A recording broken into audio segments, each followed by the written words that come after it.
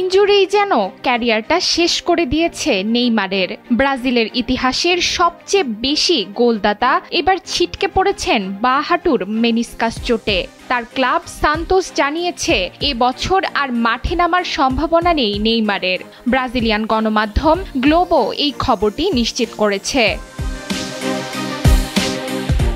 Carlo Ancelotti Brazil জাতীয় দলের coach হওয়ার পর থেকে লাগাতার একটি প্রশ্নের মুখোমুখি হয়ে আসছেন, আর তা হচ্ছে নেইমার জুনিয়র কবে জাতীয় দলে ফিরবেন। প্রতিবারই আনচেলত্তির একটাই জবাব, শতভাগ ফিটনেস থাকা সাপেক্ষে ডাকা হবে এই তারকা ফরওয়ার্ডকে। কিন্তু স্কোয়াড ঘোষণার সময় এলেই সেই ফিটনেস নিয়েই ধুঁকতে দেখা যায় নেইমারকে। নতুন করে আরও একবার তিনি চটে পড়েছেন।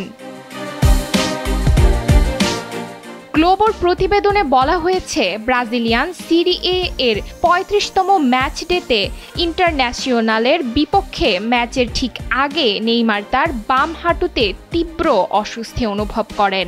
এ কারণে তিনি ম্যাচে অংশ নিতে পারেননি। প্রথমে ধারণা করা হয়েছিল তিনি দ্রুতই মাঠে ফিরবেন, তবে পরবর্তী পরীক্ষায় জানা যায় ইনজুরিটি প্রাথমিক ধারণার চেয়ে বেশি গুরুতর। নতুন করে ইনজুরি শুধু এবছর মাঠের বাইরে থাকাই নয়, নেইমারের চতুর্থ বিশ্বকাপে খেলার সম্ভাবনাকেও ঝুঁকিতে ফেলে দিল। ডেস্ক রিপোর্ট, সময়ের আলো।